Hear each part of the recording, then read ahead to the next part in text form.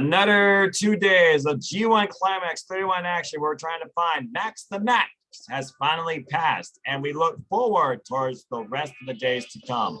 It was once again another tremendous couple of days of action as we look ahead towards what's to come and look back at what has happened in this simple take. Hello, everybody, and welcome once again to my apologies, folks.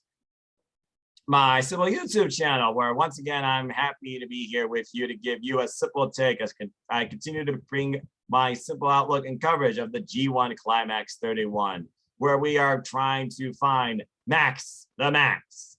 We just got through 2 days of incredible block action as both A block and B block had their day two, and I'm just going to give you my simple outlook. As you see before you, these are the matches that took place. And first off, in the bottom left-hand corner, you will notice Tetsuya Naito versus Tonga Lola. That match did not take place because due to the sustained injuries he suffered in his match with Zack Sabre Jr., Tetsuya Naito has been removed from this year's G1 from in-ring action. I wish all the best to the Stardust genius, leader Los Nobles de Japón, and I know he will be back truly with Tranquilo and so much more too. So instead, everybody else, they automatically got 2 points in the case of that victory. So everybody, at least in the G1 this year in the A block, will have 2 points. But Tonga Loa's still had to face a special opposition for his next 2 points. It was Blue Justice, Yuji Nagata, who may have retired from G1 Climax, but has not retired from pro wrestling altogether. And he really tested the Silverback here. The Silverback really fought hard against the living legend himself. In the end, Tonga Loa, he was able, of course, to pick up the victory via pinfall and score his first real, excuse me, 2 points of action. And a good back and forth bout that I thought was pretty good for, everything that was to be shown. But again, it was impromptu block action. There wasn't really a lot to take away from this match. Tonga Loa, he did all by himself, though. Respect, it really seems like some members of the Bullet Club, except for one we'll talk about soon, are really trying to do this thing honorably to the best of their ability. Following that, we had the return of Great-O Khan versus Toru Yano. And of course, it was everything you would expect from a freaking Yano match. My anxiety!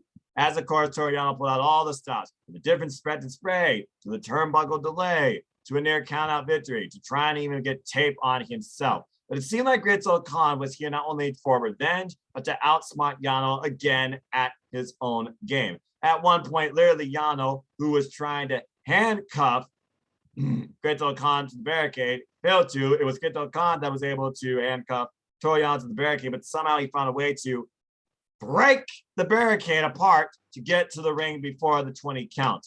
But thankfully, crazy roll-ups aside, where I was like, please, God, no, don't let this man win.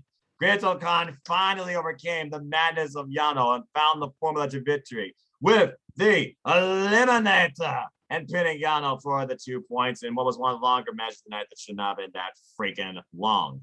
As he tried to get him to kiss his feet, including that braid that he ripped off Great-O Khan earlier this year, it still was Toru Yano that got the last laugh with a low blow and escaped the ring before he had to kiss the boots of Great-O Khan and that braid. Great-O Khan keeps his hair intact. Doesn't keep his golden orbs intact, though. Probably bruised a little bit as he went after Toru Yano with the chair. Whether or not he got a hold of him, who knows? But KLPW 2021 Provisional Champion falls in the G1. I was very happy because I don't need Toru Yano winning.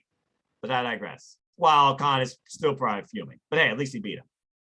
As we move on from there, we had a very interesting all Bullet Club G1 conflict as Kenta took on Yujiro Takahashi. And I really was wondering if this House of Torture sub club within Bullet Club is its own thing that holds animosity towards all the other Bullet Club members. But considering how well Kenta and Yujiro have worked together in the past and gone back, if you think about their incredible performance in World Tag League, I was thinking this would be found on respect, but I was thinking both men would touch to it too. It was just that. Respect not shown till the very end. Of course, is Peter. Yay. She came out, of course, at the very beginning and showed the interpreted dance of this match. Anyway, as this match went underway, it was literally Kenta and Yujiro's first ever time, of course, facing each other in the G1 Climax. And he tried to pull out that new move called Big Juice again for the win, like he beat Kota Ibushi, but it wasn't to be. There was a little bit of conflict, of course, with Pizza on the outside, even Kenta trying to get the better of her. And Kenta dropped Yujiro with a ridiculous DDT, nearly scored out the count-out victory, but Yujiro made it back into the ring. As more damage was going to be ensued here, even the cane was about to come into play. There was Miami Shine and Big Juice forthcoming, but it wasn't enough as Kenta finally connected in the end with the go to sleep. And then it was Kenta who claimed 2 points here. But I like the fact that Kenta and Yujiro, they really tested each other here strongly, and at the end, they're too sweet. That's respect. So it's nice to know that these two are still on good terms. It makes me wonder if this House of Torture thing can work within Bullet Club. Only time will tell. And honestly, how far will Judah go to continuing to score his points? Only time will tell as well. Which moves on now to our main semi-main event match between Stone Pit Bull, you know who I'm talking about, Tomohiro Ishii taking on the Golden Star Kota Ibushi in their fourth G1 Climax encounter, where Kota Ibushi has gotten the better of the Stone Pit Bull each time. But again, when it comes to the Stone Pit Bull, he always tests you to the limit. He wanted Kota Ibushi to hit him harder. Show me what you bring. And it really was a wake-up call for Kota Ibushi as he claimed his first in-ring 2 points here. There was chops and kicks galore. There was a ridiculous shot to the shoulder. And then literally Ibushi just not channeling Murder Ibushi, but Ishii basically, you know, raising the ire of the Golden Star. There was successful period of blows. And the thing about when it comes to Kota Ibushi and Tomohiro Ishii's matches, they don't really go like, you know, a little bit then longer, maybe half the actual 30-minute time limit. And that was the case here, as it looked like literally Ibushi still exhausted for his first match, and Ishii, I feel, definitely exhausted from his first match. It literally was a Kamigoye out of nowhere, kind of to a degree, with pure exhaustion that allowed Kota Ibushi to fall on top of Ishii for the cover and finally get the 1, 2, 3. But boy, did Ishii swung with a ridiculous headbutt that knocked Kota Ibushi into the next time zone. But again, 3 times the charm, that knee finally hit, exposed Tomohiro Ishii's face. Kota Ibushi picks up the win here. So again, I would not count out Kota Ibushi in this. Tomohiro Ishii is going to continue to do what he does, always freaking delivers. And I'm looking very forward to the next match to come, which we will talk about shortly. It was a good match, though. But of course, right now, when I think about Tomohiro Ishii being the G1 MVP, Zack Sabre Jr. really might be your sleeper pick to win this block. Not since WXW, not since 2009 in a tournament, under a 10-minute bout, where Shingo Takagi obliterated Zack Sabre Jr. with just a basic amount of moves, that these two have not faced each other in one-on-one action. And they finally faced each other for the first time ever in New Japan in the G1. And it was an incredible bout. Both men, of course, channeling Naito. Zack Sabre Jr. were taunting it. Shingo really much showing it off. And they went tip for tap, move for move, but basically Zack Sabre Jr. picked up the difference with the same way he beat Naito, or basically planned his way towards beating Naito. As of course, he pulled up that ridiculous snap drop kick that whiplashed the head of Shingo Takagi. And then throughout this match, it came a story of working Shingo's right arm, of course, what he uses for the pumping bomber. As again, it was move for move for move for move as Zack Sabre Jr. continued to persist in the way his body was always going here. Anyway, as this match really continued to go on forward, we had a clutch near fall attempt, and literally it was the work that Zack Sabre Jr. put over Shingo Takagi's right arm and shoulder that basically helped him towards the win. Pumping bomber still hit, but it did not hit with enough force for Shingo to capitalize enough. And literally at one point, where the elbows were literally fed into the neck, that is just the way he manipulates a human body. Bloody, dangerous, Taka's believed. In the end, though, Shingo Takagi looked like he was pulling in close for the win as he was trying to lock a last dragon, but Zack Sabre Jr. of course transitioned double wrist to a triangle, then a modified cross arm breaker. And as soon as he finally, a game of absolute patience for this technical wrestler, as soon as he finally grabbed that freaking right arm, Shingo had no choice but to tap out. So not only does Zack Sabre Jr. avenge a 10-minute humiliating, obliterating, dominating defeat at the hands of Rampage Dragon, but for the first time ever, Zack Sabre Jr. tapped out Shingo Takagi redemption. And might I add, he just beat the IWGP World Heavyweight champion. Think about that, folks. You beat the champion, you pretty much set yourself up for an upcoming championship match. And Zack Sabre Jr. afterwards claimed that he will win this freaking G1. 2 down, 7 dickheads to go, as you were. This was a really great competitive back and forth battle. Shingo Takagi demonstrated his speed and power, but Zack Sabre Jr. demonstrated his tenaciousness and wherewithal to basically counter everything that Shingo Takagi tried to throw at him into some sort of submission. Whether it was the pumping bomber, whether it was Noshigami, whether it was made in Japan. Every time Shingo Takagi tried to get some sort of momentum going, Zack Sabre Jr. would neutralize this, constantly working the arm and the neck.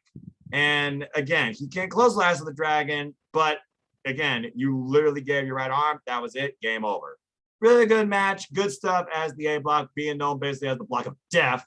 Really delivered again, I thought, for their day 2. As we move on from there, we go into day 2 of B block action. And this one started, of course, very differently. As of course, in our opening bout, this was actually all G1 climax action. Since this block is fully still intact with all 10 people, I guess they're going to do this going forward, maybe with the B block, and then have the A block have the impromptu just Young Lion match alone. And whether or not using the guy going forward is for all the Tetsuya Naito separate matches, just to see if these people are worthy of earning 2 points more. We're going to have to wait and see. It's a very weird situation in the A block, though, to say the least. But right now, if I were to pick winner for the A block, Zack Sabre Jr. is my key pick. Originally it was Shingo, but right now to that, I don't know. Zack Sabre Jr. is more motivated than ever. But let's go ahead and talk about the B block. So the B block, of course, it kicked off with a bout that was truly about 2 all-time greats that hold pro wrestling near and dear to their hearts. As Hiroshi Tanahashi, the ace of New Japan, looked for his first 2 points against Hiroki Goto. And these two are no strangers to each other. They fought more times than I can freaking count.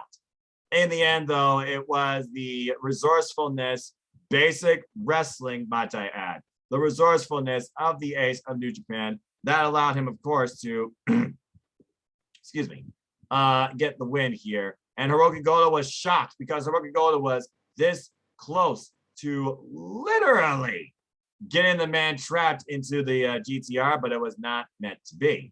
And he couldn't even believe it with the referee, as Tanahashi just laid out there. It was a reverse GTR, and then the regular version countered into a roll-up that allowed Tanahashi here to get the win. It was a good back and forth bout, though. Nothing like, too special and awe-inspiring. But Tanahashi, of course, his neck was getting worked over, but the resourcefulness, of course, of Tanahashi, he was able to counter a lot of Goto's offense. Couldn't pull off the Dragon Screw, though, but he did pull off a couple of sling blades. Went for the high fly flow a couple of times, but nah. It was literally a night that Goto was just frustrated, and it ended up biting him in the butt. Going from there, though, we had a really great honorable bout where both these men were out to prove something to themselves as pro wrestlers, but also why they're in the G1, maybe why they deserve to be in the G1. As a non-Bullet Club feud had the good bad guy, Tama Tonga, taking on the very game Chase Owens.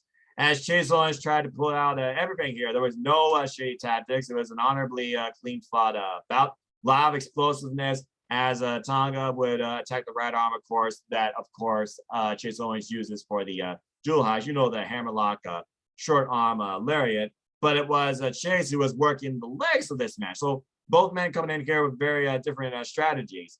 But out of nowhere, how the hell he do it? That was amazing. Do not count out Tama Tonga. These two went the distance. Countering the package pile driver that could have been the end of this match altogether and Chase Owens' first 2 points into freaking gun stun and got the win. Shout out to Carlos and D. And of course, afterwards, game represents game. Club, Bullet Club for life. You can tell these two definitely have respect and long roots with each other. As of course, he picked up Chase Owens, gave him that nod, and helped him all the way out of the ring. So, in short, let me just go ahead and go back and sum through this. Hiroki Goto remains at 0. Hiroshi Tanahashi has first 2 points. Chase Owens remains at 0. And now the good bad guy Tama Tonga has his first 2 points. And I must say, Tama Tonga and Chase Owens, they are sleepers to watch in this block. Do not count either of them out. Do not sleep on their matches. Respect. Speaking of respect, you got to look at a guy when you see him in a match. It almost feels like, yeah, the other guy, he's in a winnable situation 95% of the time. But You can't measure, you can't bring statistics when it comes to heart.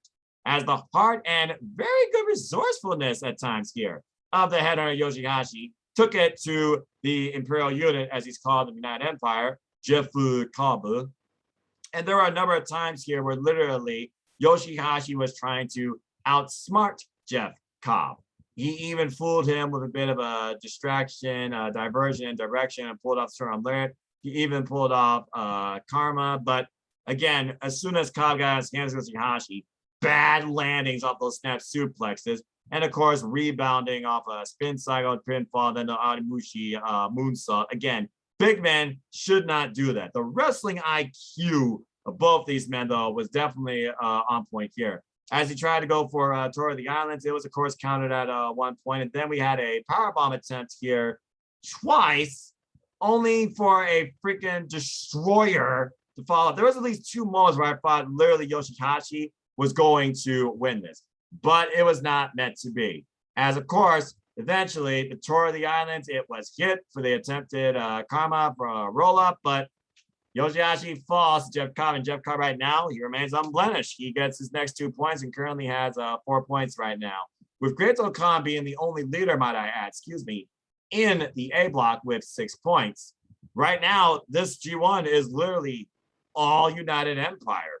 So watch out, folks. Could there be an all United Empire final to come? We'll have to wait and see. Still way too soon, but great match here. Gotta respect Yoshihashi's heart, but he's comfortable where he is. Definitely is as strongest as a member of the 6 middleweight champions. But Jeff Cobb right now, he's the sleeper pick, I feel like, to win this block. Good stuff. Moving on from there, speaking of good stuff, you talk about a match that tests in-ring IQ, tenacity, maybe some crowd psychology. It was no stronger demonstration than Cold Skull Sonata facing the Holy Emperor Taiji. What I thought was going to start with a simple, flexing of the pecs. I can't do that. It was not. It was more so just, seeing, okay, who could get the momentum of the crowd. And then Taiji and Sonata, they basically went into just their all-out classical fallback wrestling background. Violent move for move exchanges constantly slowed down the momentum. Both men on the last of exhaustion, nearly getting counted out, almost double counted out at one point. I feel like if it wasn't for Miho Abe, literally there might have been a count out victory. But again, when the way Sonata goes about his wrestling to try and honor his mentors, like with the Mudo moonsault, and goes for that dragon sleeper. It was Taiji that really counted in the end. I felt like if Sonata did not let go one time of the skull end, he would have won this. But again, it's the way Sonata thinks and does things. After all the psychology with the crowd, okay, who's got the better, like a flexing, popping pecs appeal, and all that type of stuff, it really came down to a match of strikes. A ridiculous TKO for a near fall at one point, and then the skull for the moonsault, but it would not pay off because it goes on that moonsault once too many times. Taiji remembers that and literally finds a way to finally exact the Black Mephisto finisher for his first, might I add, first real career win, singles-wise, over Sonata. It was an absolute amazing match, and it really goes to show what sort of wrestler Taiji has become, but it also shows the constant professional in the way that Sonata carries himself. It feels like with Sonata and Taiji, these two really share similar roots and a similar outlook on wrestling, and you kind of tell from their way they go about in the ring. While Sonata's more of the technical guy, Taiji's more the striker guy, and those high kicks, kawaii kicks, they definitely found their mark several times in this match. But respect represents respect, as of course, Sonata, he gave the botch. Taiji gave the pat to Sonata, and then Taiji represented sumo style because, again, he represents, he really wanted to be like a sumo wrestler, respects the art of sumo, is presented his IWGP Heavyweight Tag Team Championship, and walks away. I thought it was a very good, respectable bout considering these two men's history with each other, both in tags and singles, and honestly, one of the biggest wins in Taiji's career. Ever since Taiji finally gave up the glove of Iska and really focused more on being that wrestler to talk about and watch, it's just been a whole different ballgame, I feel like, for Taiji's career. I feel like, again, Bloody Dangerous Tekkas only can go up from here. So right now, the ones to watch are definitely the Tekkas and the United Empire. And maybe this match. Now, I'm not going to break down this match because, again, it's evil. Blah. Bullet Club Evil with Togo. Taking on the Rainmaker, Kazuchika Okada. And these two, I will admit, they went the distance. All the tricks aside, poor Abe-san literally on the brunt end, of course, of the typical run the opponent to the barricade, flip over the ring table, had to put together the bill at one point. And then all the dirty tricks of Evil aside with the chair on the floor, drop Toho though. Evil goes into the chair, tries to mock Okada. It was all for naught. Things were looking bleak though towards the end as they finally got Dick Togo involved here. There was a little bit of tech offense that was countered. He drop kicked Dick Togo into the other time, so I absolutely loved that. And then literally at one point, it looked like we were going to get everything is no counter. And then Red Shoes is down, and then oh no, the dreaded freaking low blow. Well, Okada was done playing. He tried the mind clip earlier, which is the way he beat Evil earlier. And then finally, towards the end, we get the reverse neck breaker, the elbow drop, the classic Rainmaker pose, the wide cam shot. Man, I missed that. But of course, Evil tried to get the better the advantage. Goes for everything, it's Evil. But what I loved about this towards the very end, he does hit Darkness, falls for a 2 count. That did leave me scared. But then as he goes for everything, it's Evil. We get everything is Okada. And then Evil was hoisted up with the landslide style tombstone pile driver. And finally, yes, folks, he is back. It was not a one-off. That beautiful Rainmaker lariat hits Evil and drops him for a 3. All rejoice. Evil loses again. And Okada goes forward 2-4 points. I said it once, I'll say it again. If there's anybody that needed to get the win in their block this year, it is Okada. Okada has not been the same since dropping the IWGP Heavyweight Championship back at Wrestle Kingdom literally last year. He's been experimenting, he's been blasé, he's been just going through the motions, trying different things, but he's meant to be a world champion at the end of the day, no less. And he is here to prove that once again why he has been the standard bearer and will make it rain. I could have asked for a better ending. I'm so damn glad to see the Rainmaker back. So that's been your simple take on these days of action as we just close day 2. You see the current scores before you. As you see right now, the leader overall across the entire G1 field is Great-O Khan, unblemished with 2 wins in ring, while of course the not to win was a given to all. And you look at the B block though, there's a lot more flexibility there as you have 3 right now looking for their first win. I feel that Chase Owens out of the 3 will be the one to get his win first. And you have a 3-way tie right now with block leaders as we have Okada, Taiji, and Jeff Cobb. And all 3 of these men have yet to face each other in the G1. Those could be the tiebreakers right there. You look at the A block though, it's still anybody's game, I feel like. But again, you see the dates for coming. So we'll have to wait and see. So have you already figured out your finals? Do you see your definitive winner yet? Let me hear your comments down below. And if you want me to disclose anything else, have any further questions regarding the G1, anybody in the G1, let me know as well. Let's go ahead and briefly take a look at the matches to come, shall we? Because believe it or not, folks, they're not going to be back-to-back. There will be a reprieve. So I think I will give you at least a brief preview of what's to come for both days, since of course we have another day of block action for both A block and B block. The A block literally mere hours away. Set your time accordingly. 12 midnight Pacific time, 3 a.m. Standard Time, 8 a.m. British Standard Time. A block continues its action. We got Great-O Khan versus Joe Takahashi, freaking Yano versus Tangaloa, Tomoyoshi versus Kenta, and Kota Ibushi versus Zack Sabre Jr. The biggest matches to think about here are definitely Kota Ibushi and Zack Sabre Jr. They have an incredible history stemming multitude times that they have faced each other in singles encounters. And as far as the G1 goes, Ibushi has always been Zack Sabre Jr.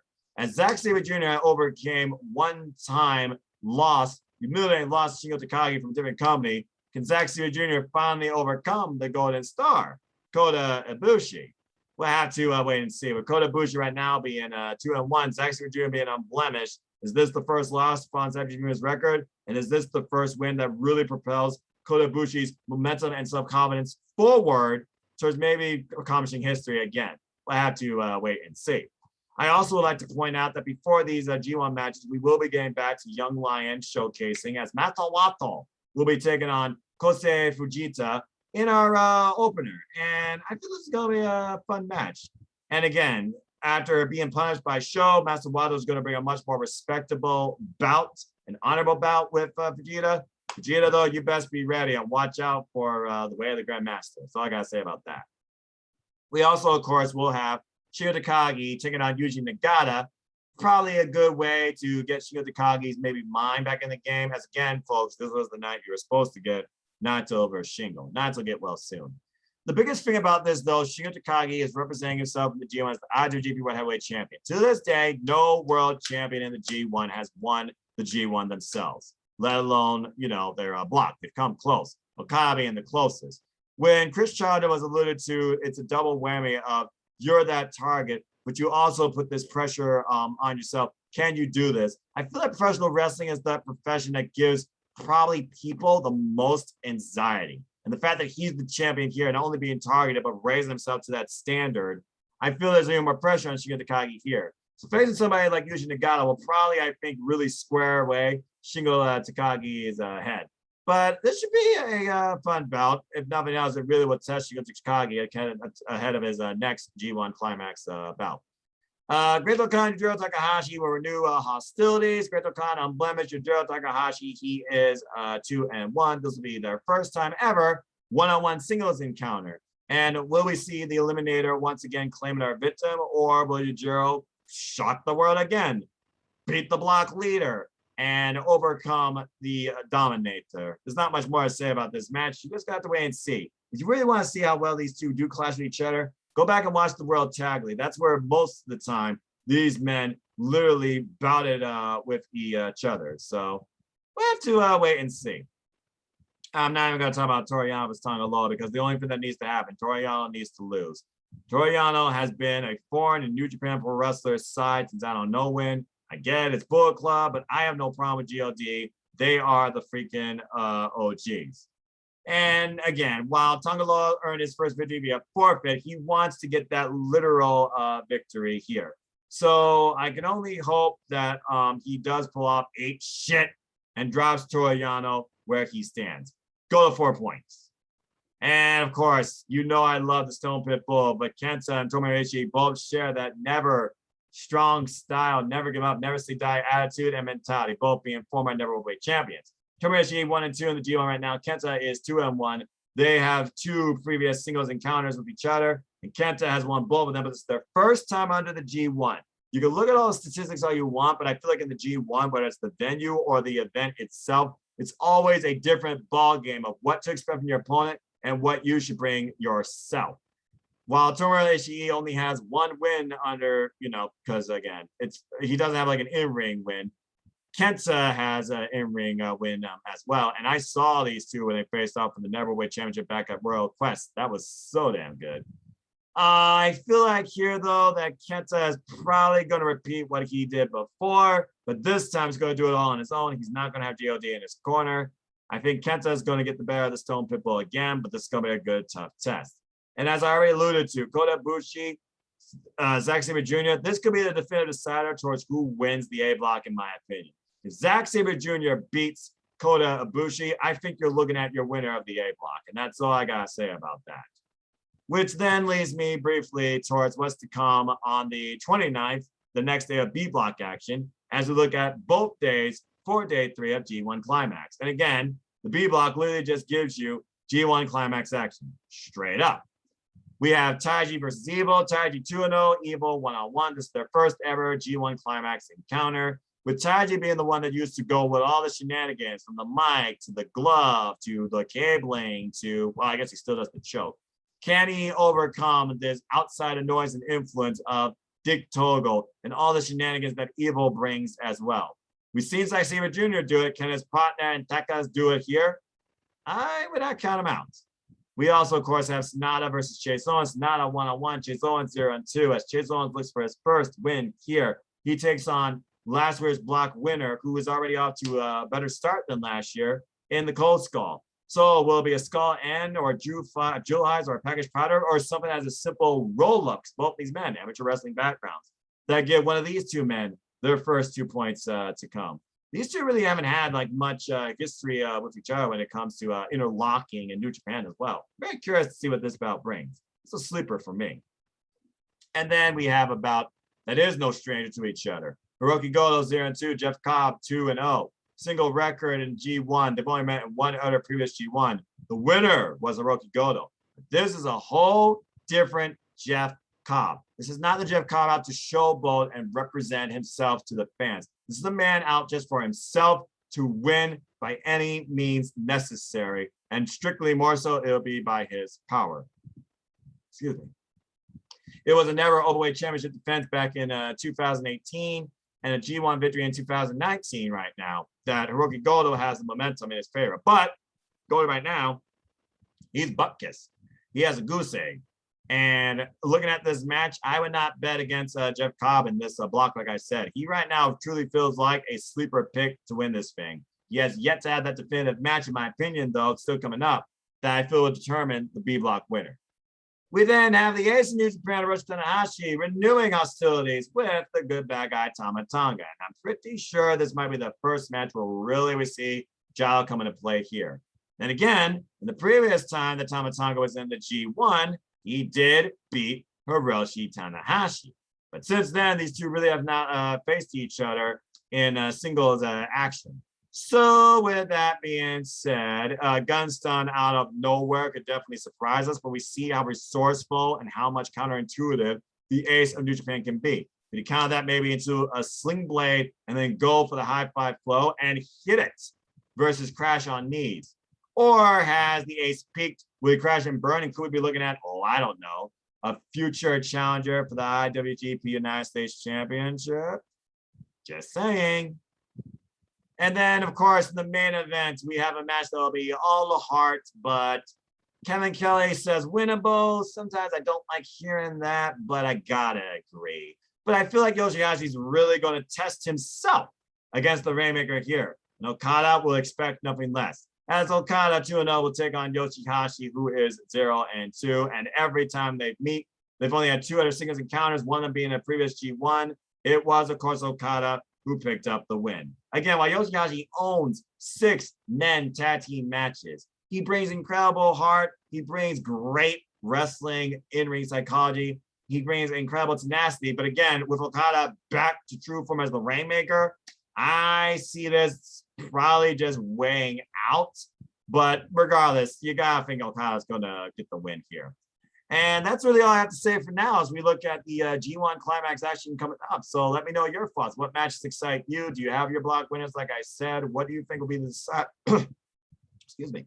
What do you think will be the decider matches in the G1 Climax 2? Who will max the max? Who will claim G1 Climax 31? Only time will tell, as we're really just beginning, folks. But thank you for tuning in. And again, stay tuned for continued coverage, simple takes, and previews, and so much more on G1 Climax and further things to come. And shout out to, of course, my partner, Casey, who is, taking out his pace. We will reunite again and give you our dual outtake, maybe at a halfway point of what we think about the G1 Climax so far. Stay tuned. Follow him. Follow at TWW. Way About You Wrestling as well.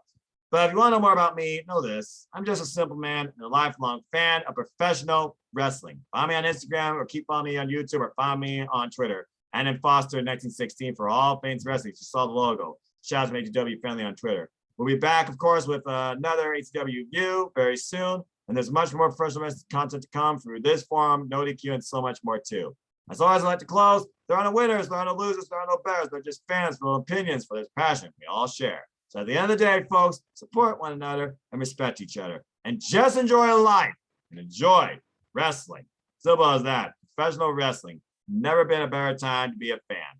Thank you again for tuning in. Please like, subscribe, comment, tell a friend, hit the bell, notifications on this channel. Hit the subscribe button, help me keep growing this channel. And shout out to all 216 of you for moving on this fun YouTube creator's journey. It's not leaving anytime soon. We are just mere hours away from our next day of G1 Climax action. So I think with that, I will bid you adieu. So be smart, be safe, treasure your families. Tomorrow's never guaranteed, and enjoy wrestling. And I'll see you next time after these 2 days conclude for another G1 Climax. Double take. Ukigenyo. And sayonara.